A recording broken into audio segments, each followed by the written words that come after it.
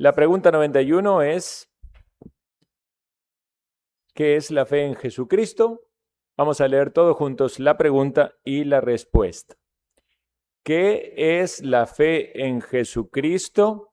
La fe en Jesucristo es una gracia salvadora por medio de la cual lo recibimos y descansamos solo en Él para salvación, tal como Él nos es ofrecido en el Evangelio.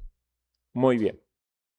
Básicamente, esta respuesta nos dice que la fe en Jesucristo es una gracia, un favor inmerecido, es un regalo de Dios, y que lo recibimos y descansamos en Él, y esto es presentado en el Evangelio. Vamos a las preguntas interiores. Tenemos varias preguntas para meditar en esta mañana. Todo en relación con el tema, la temática de la fe. Y quiero animarlos a que pongan su atención en considerar todos estos aspectos, porque muchas veces alguien puede tener alguna confusión respecto del Evangelio o del plan de salvación, y el tema de confusión es el de la fe. Entonces, vamos a ver la primera pregunta. Dice, ¿es la fe un don gratuito y, por tanto, una gracia? Sí, la respuesta es sí. El texto que aparece es de Filipenses capítulo 1, versículo 29. Este texto dice, porque a vosotros os es concedido a causa de Cristo no solo que creáis en Él, sino también que padezcáis por Él. Evidentemente el apóstol Pablo en ese texto está poniendo el énfasis en la última parte del texto, que son los padecimientos, pero el mismo texto enseña lo que dice antes, que creer en Él es algo concedido por Dios. Creer es el ejercicio de la fe. Y si creer es concedido, esa fe, que es el instrumento para creer en Dios, debemos entenderlo como un don, una concesión. Continuamos. ¿Es particularmente un don del Espíritu? Sí.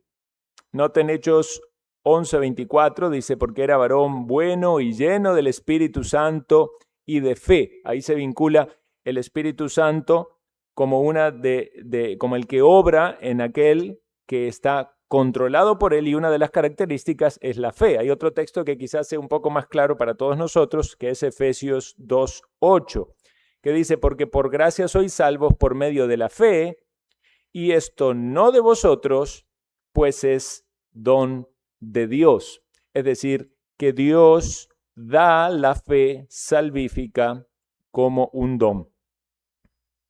¿Es un don que distingue a los escogidos de Dios de todos los demás?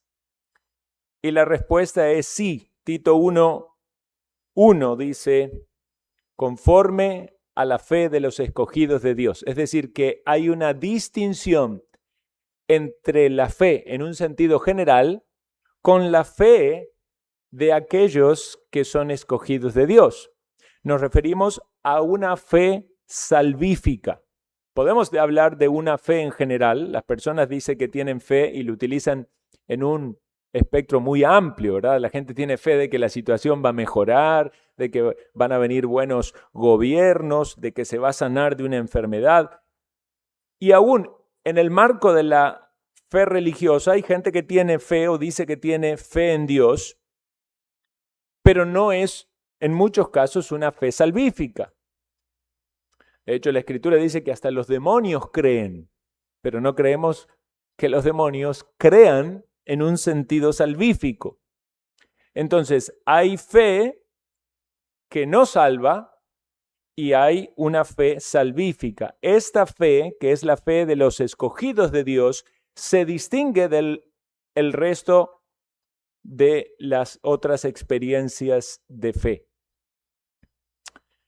Es una gracia salvadora. Por eso decimos que hay fe salvífica. Es una gracia que Dios da que le conecta con la salvación.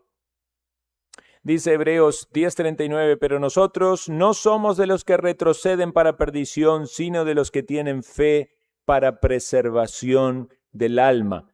Noten en este caso el retroceder es ir al mundo, ¿verdad? Personas que en algún momento manifestaron seguir al Señor, pero luego se van al mundo, se vuelven a los pecados, rechazan la fe, en contraposición con seguir en la fe y perseverar por la fe, porque esa fe está asociada a la preservación del alma. No debemos pensar en la fe como un evento, sino algo que permanece. Es un don que no se pierde. Es un don que Dios nos da que permanece. No solo nos salva en el sentido de que Dios nos perdona o nos da la entrada por la fe en Jesucristo, sino también de que esa fe continúa obrando en nuestro día a día para perseverar en la salvación. Evidentemente, cuando lleguemos al momento en que estemos frente a Cristo y le veamos ya cara a cara, ya no será necesario la fe, pero durante todo nuestro peregrinaje es necesario el ejercicio de la fe. Siguiente pregunta, ¿pero es la fe una gracia salvadora por algún mérito inherente o eficacia propia? La respuesta es no. El versículo de Romanos 5:17 dice, los que reciben la abundancia de la gracia y el don de la justicia reinarán en vida por uno solo, Jesucristo. Es decir, que no hay mérito propio en la fe. Es la fe colocada en Jesucristo y en sus méritos.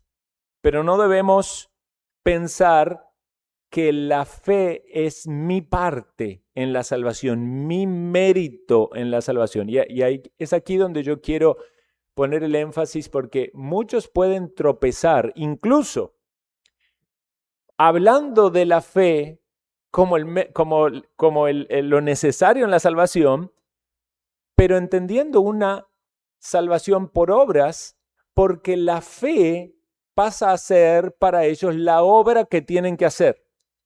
Entonces, notemos que hay muchos entendimientos del Evangelio y muchas ramas de comprensión teológica, precisamente porque en algún punto es muy fácil o muy sencillo desviarse.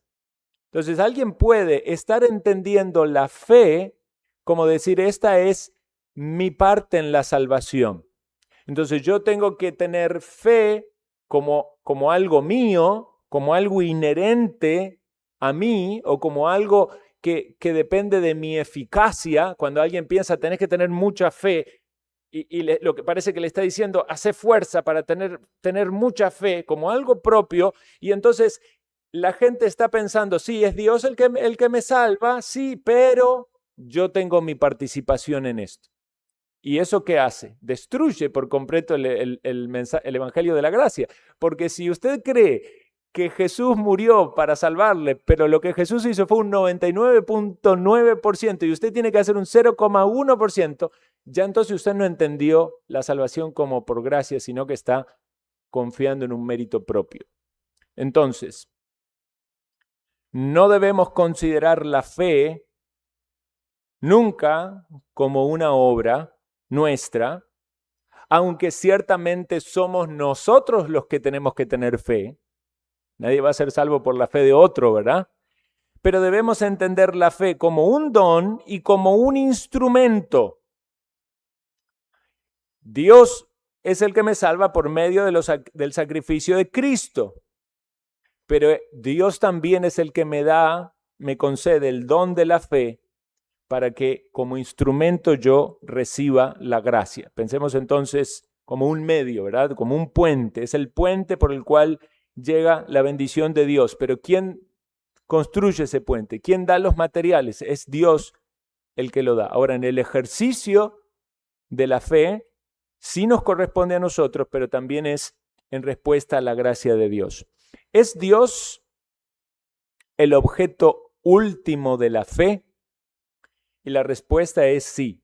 Este texto, 1 Juan 14:1, como ustedes saben, tiene dos partes. Dice, creed en Dios. ¿Cómo sigue? ¿Creed en Dios? ¿Quién lo sabe? A ver. Creed también en mí. Muy bien. Entonces, la pregunta es, ¿el objeto último de la fe es Dios? Cuando Pablo le habla a los tesalonicenses, dice, en todo lugar vuestra fe en Dios se ha extendido. Está hablando del testimonio del Evangelio, ¿verdad? De que los tesalonicenses habían predicado el Evangelio por todos lados. Pero noten que Pablo habla de la fe en Dios. O sea, se puede hablar de la fe salvífica como una fe en Dios. Y cuando se piensa en Dios en su esencia, en su unidad, ¿verdad? Padre, Hijo y Espíritu Santo. Entonces, ese es el objeto último de la fe. Pero noten qué interesante la siguiente pregunta. Dice, ¿y es Cristo el objeto inmediato de esta? Y la respuesta es sí. Y aquí es donde aplica la frase siguiente del versículo, creed también en mí. Porque recordemos que Jesucristo hace una obra mediadora. Él es verdadero Dios y verdadero hombre. Él es el unigénito de Dios que ha dado a conocer al Padre. Él vino a revelarlo. Entonces, por medio de Jesucristo es que tenemos salvación. Jesús dijo, yo soy el camino, la verdad y la vida. Nadie llega al Padre si no es por mí. Ahora, el Padre es Dios, Jesucristo es Dios, el Espíritu Santo es Dios, pero entendamos el rol mediador de Cristo.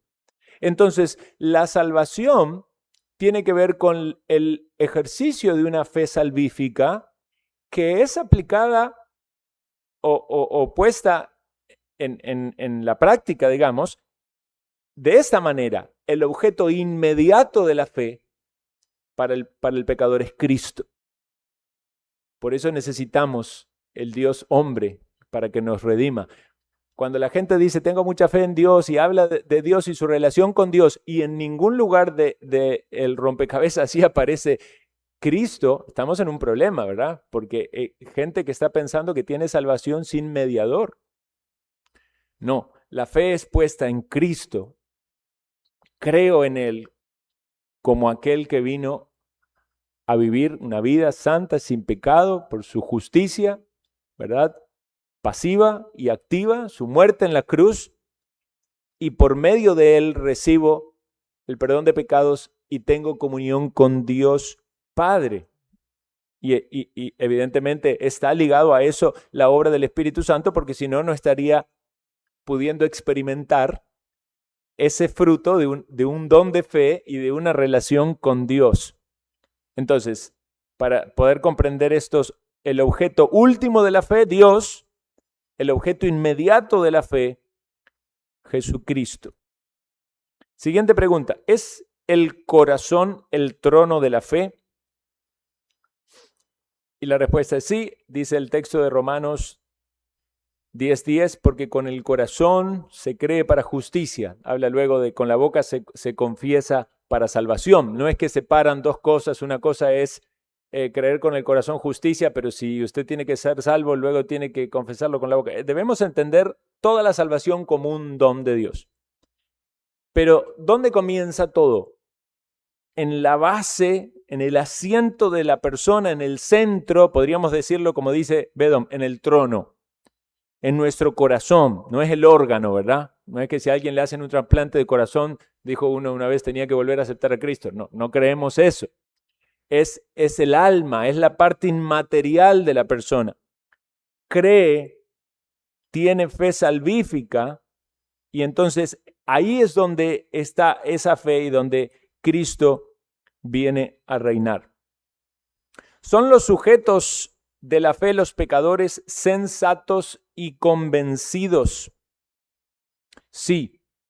El texto que aparece aquí, Isaías 27:13, me gusta mucho que Bedom constantemente utiliza pasajes de la profecía para hacer referencia a la aplicación del Evangelio. Dice el texto, y acontecerá que los perdidos de la tierra de Asiria y los desterrados de la tierra de Egipto vendrán.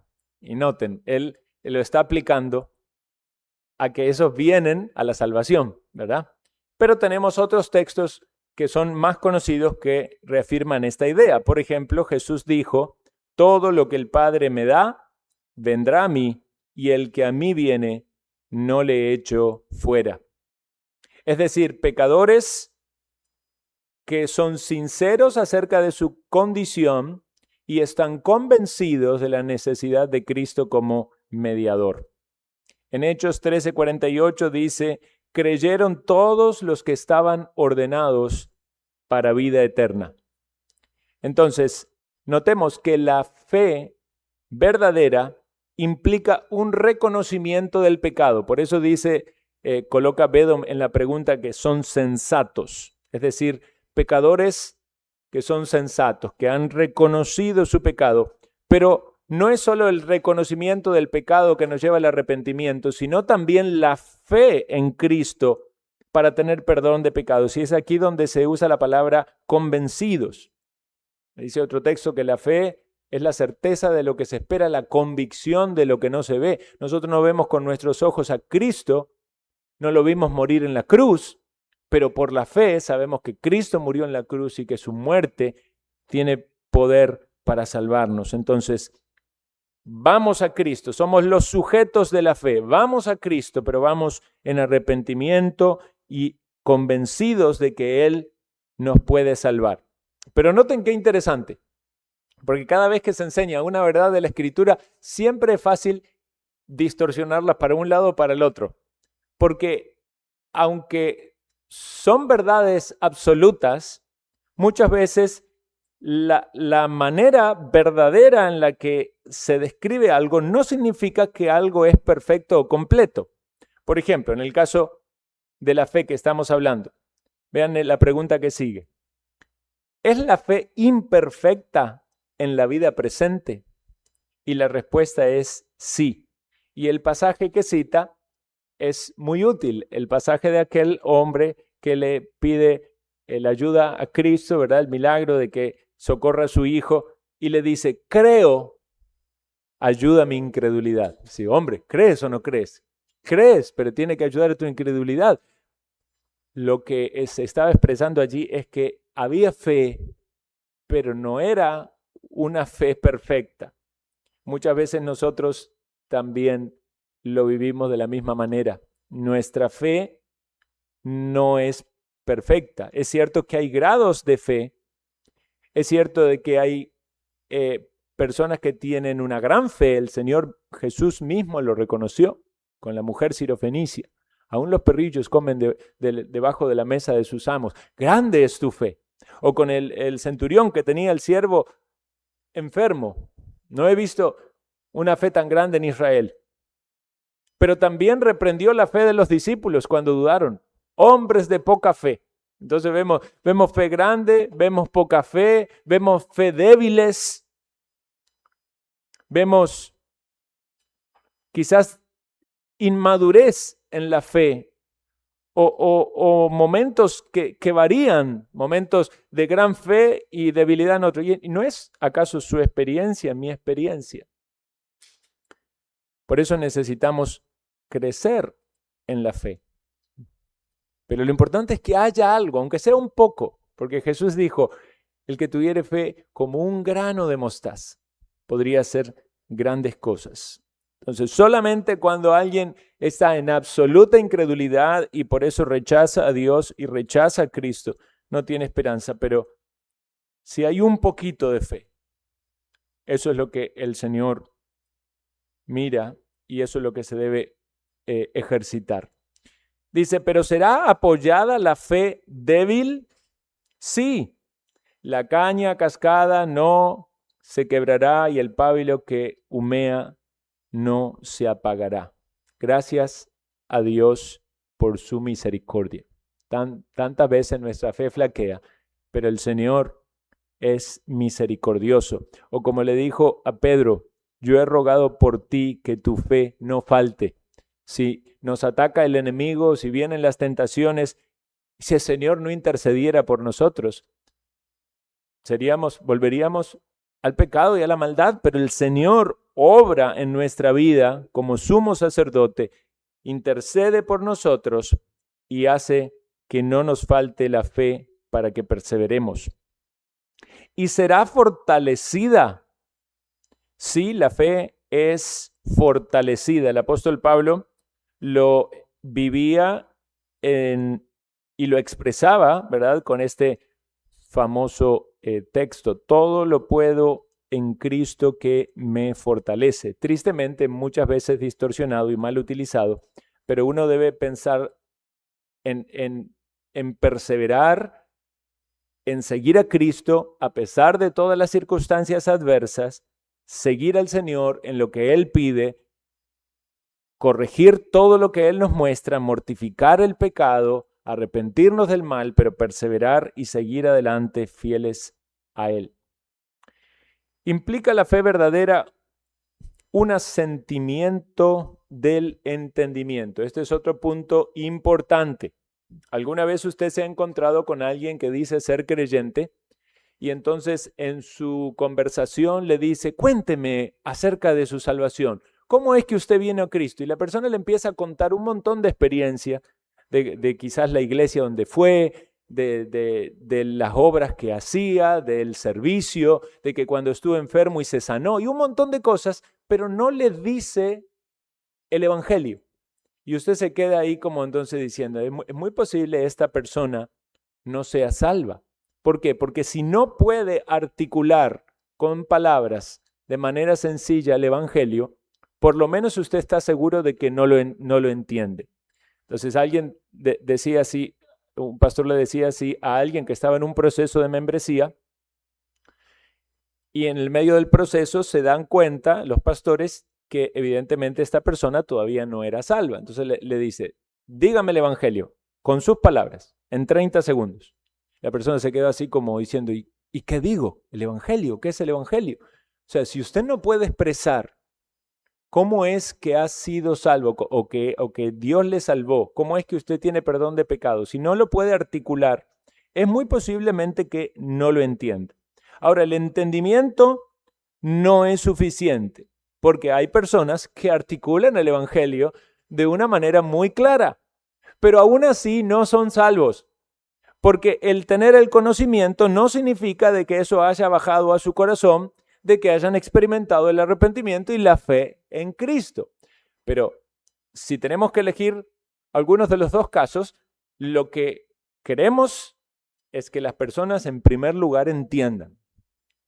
Y en segundo lugar, con un entendimiento claro, sin confusiones acerca del evangelio, entonces es que se manifieste en una experiencia genuina de conversión. Entonces, si alguien no lo entiende, el evangelio lo puede entender porque es un mensaje, o sea, es comprensible.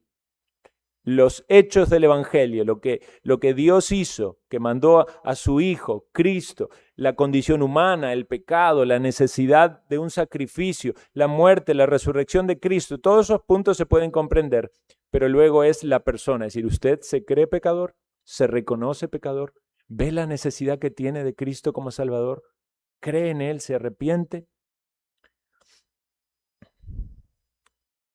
¿Implica un consentimiento de la voluntad? Siguiente pregunta.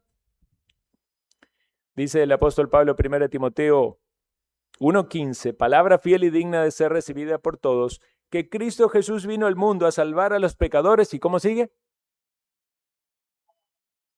¿Salvar a los pecadores? ¿De los cuales? Yo soy el primero. Entonces el apóstol Pablo entendía que había no solamente una comprensión del evangelio, sino una voluntad expresada en seguir a Cristo. Pablo dio ese paso, ¿verdad?, que podemos describirlo así como un paso de fe. La voluntad está implícita en el ejercicio de la fe, en la conversión. Es decir, que el creyente, el que es salvo, sigue a Cristo voluntariamente. No es por imposición, no es porque me traen a la iglesia y obligatoriamente. Puede ser que el creyente pase por un montón de luchas en su proceso de conversión, vamos a decirlo así, el pecador pase por un montón de luchas en su proceso de conversión. Hay gente que pasa por depresión, por desánimo, que lloran mucho, que luchan un montón porque Las verdades del Evangelio golpean contra su alma, le marcan las experiencias del pasado o del presente que son contrarias a la voluntad de Dios, le muestra aquello a lo que tiene que renunciar. Pero una y otra vez la gracia de Dios resplandece más y más fuerte, la gloria a través de Cristo se manifiesta y entonces el pecador se ve movido por el Espíritu de Dios a entregarle su vida a Cristo. Pero esto no lo va a hacer sin un discernimiento, ni tampoco lo va a hacer como dominado por una fuerza externa. Va a ser la expresión de su voluntad. Cristo le salva y le transforma desde el interior para que usted voluntariamente le siga. Entonces hay un consentimiento de la voluntad en el ejercicio de la fe. Implica un recibimiento de Cristo por parte del alma. Muchas veces se critica esto con cierta razón, porque durante mucho tiempo se predicó el Evangelio, ¿verdad? Y se decía a las personas, se les decía, tiene que aceptar a Cristo en su corazón. Y eso, aunque se utilizó con quizás una buena intención al inicio, terminó siendo casi que una fórmula mágica. Tienes que decirle a Jesús que entre en tu corazón, ¿verdad? Y se perdió la idea de Dios llamando al pecador y el pecador respondiendo a una acción que el hombre hace. Si yo acepto a Jesús en mi corazón, soy yo el que lo acepto. Otra vez, la fe casi vista como una obra, o el aceptar a Cristo como una obra. Ahora, la Escritura sí habla de recibir al Señor. Vean lo que dice, de la manera que le habéis recibido al Señor Jesús, andad en Él. Pero este recibir a Jesús no es el hacer una oración, como muchos creen, ¿verdad? Que hacen esa oración y en ese momento entonces Jesús entra en el corazón. Aunque puede ser de que Dios salve a alguien en el momento en que hace una oración, no lo estamos negando. Lo que estamos diciendo es que es el ejercicio de la fe salvífica. Es entender de que me dispongo a recibir a Cristo porque es como la expresión de mi alma de abrazar todo lo que Cristo es. Entonces, no es una oración mágica, no es una frase, no es la repetición de una palabra, es creer, es colocar la fe en Cristo. Ahora, si lo entendemos bien, si lo entendemos como la Escritura lo expresa, inevitablemente no tenemos oposición a decir, sí, Cristo está conmigo, sí, yo lo he recibido. Y no solo lo he recibido, sino que ando en Él. Es como una forma de vivir. ¿Implica que el alma ponga su confianza en Él? Sí, habiendo creído en Él. La fe salvadora tiene que ver directamente con Cristo. Como decimos, recibirle, descansar en Él, creer en Él, ir a Él, confiar en Él, para la justificación, también para nuestra santificación en esta vida y la confianza de la vida eterna. Implica un apego a Él por parte del alma, es decir, que nuestra alma está desde la salvación conectada, apegada a Cristo de una manera especial. Vean, Hechos 11:23 dice, exhortaba a todos a que con propósito de corazón permaneciesen fieles al Señor. Noten esta expresión, con propósito de corazón. O sea, con un alma entregada a Cristo. Es un apego especial a Él, es una relación personal con Él. Sí, es diferente quizás porque no le vemos, porque es por medio de la fe, pero es real y es espiritual.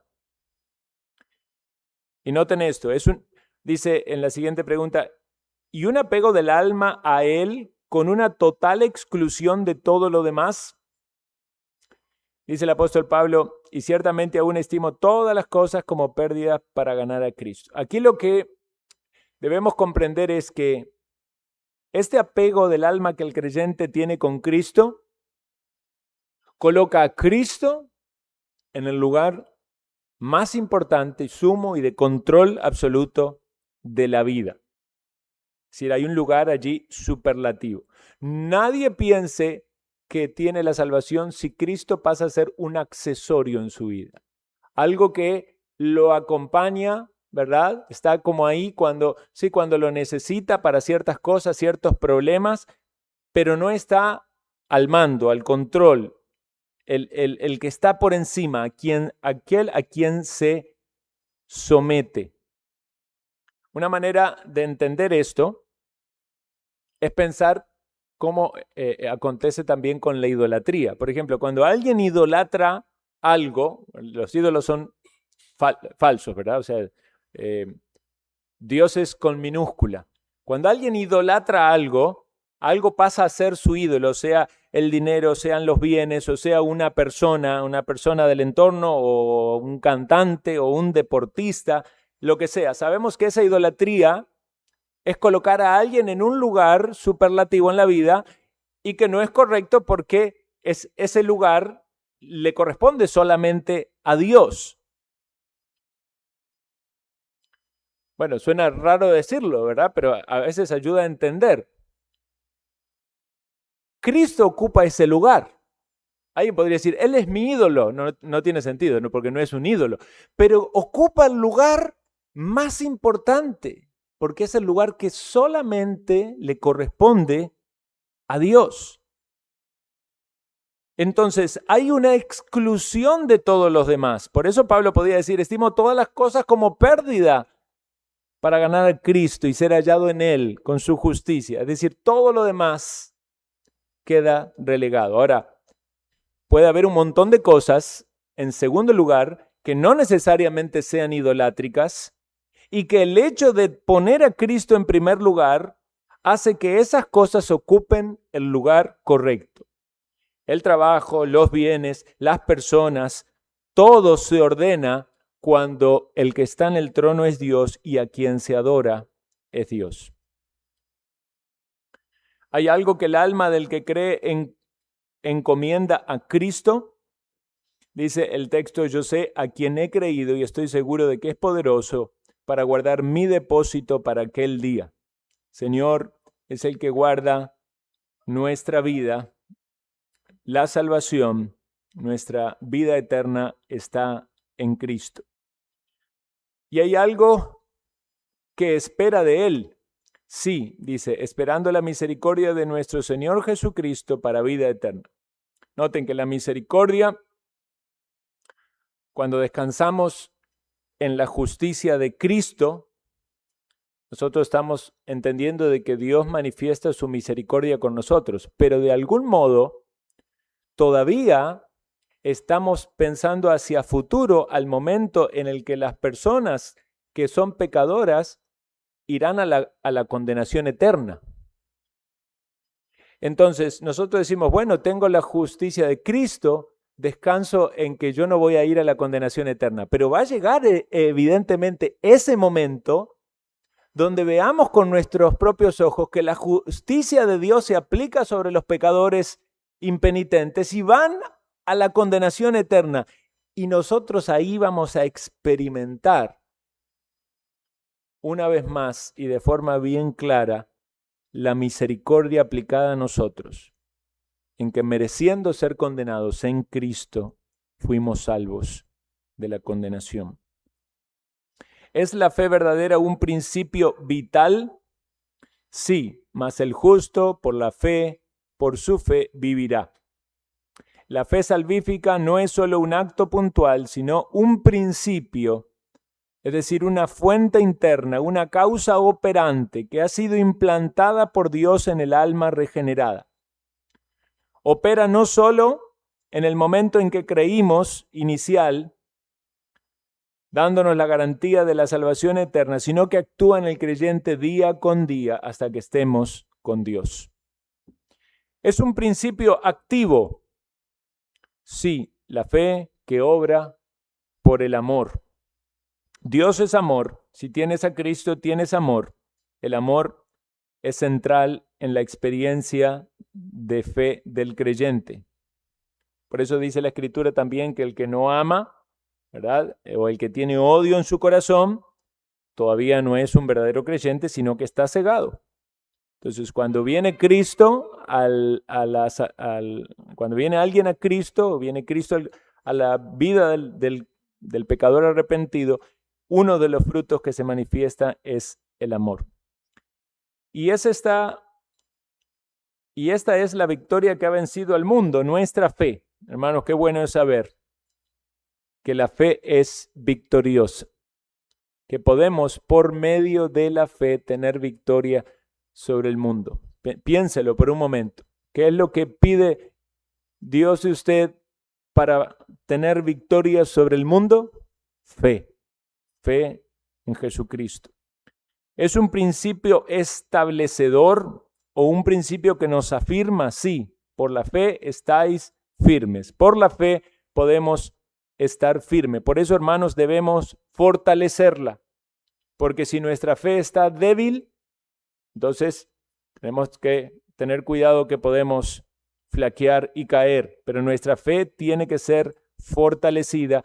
Y es fortalecida por los medios de gracia que Dios nos da, como por ejemplo estar ahora congregados. ¿Es un principio que consuela al alma? Sí, dice, hubiera yo desmayado si no creyese que veré la bondad de Jehová en la tierra de los vivientes. Por la fe, sabemos que un día seremos completamente transformados y estaremos en la presencia del Señor eternamente. ¿Es un principio que exalta a Dios? Sí. Se fortaleció en fe, dando gloria a Dios. Vean qué interesante esto. ¿Lo ha meditado usted? ¿Ha pensado? Que si usted se fortalece en fe, da gloria a Dios. Por lo tanto, tenemos que, una vez más, procurar todos los medios que Dios nos da para que nuestra fe sea fortalecida. Dios no va a ser glorificado si nosotros estamos débiles en la fe y encima no estamos haciendo nada para remediarlo. Pero si nos fortalecemos en fe, entonces vamos a llevar gloria a Dios. Y la última dice, ¿es un principio precioso por todas estas razones? Sí, 2 Pedro 1:1, a los que habéis alcanzado por la justicia de nuestro Dios y Salvador Jesucristo, una fe igualmente preciosa que la nuestra. ¿Pensó eso usted? Su fe en Cristo, si es una fe real, salvífica, es una fe preciosa. Es una fe valiosa. Es una fe que sabemos que el Señor muchas veces necesita ponerla en el horno, como el oro, para purificarla, pero es una fe preciosa y valiosa. Debemos dar gracias al Señor por este don que nos ha dado. Vamos a leer juntos una vez más pregunta y respuesta antes de pasar al refrigerio. ¿Qué es la fe en Jesucristo? La fe en Jesucristo es una gracia salvadora, por medio de la cual lo recibimos y descansamos solo en Él para salvación, tal como Él nos es ofrecido en el Evangelio.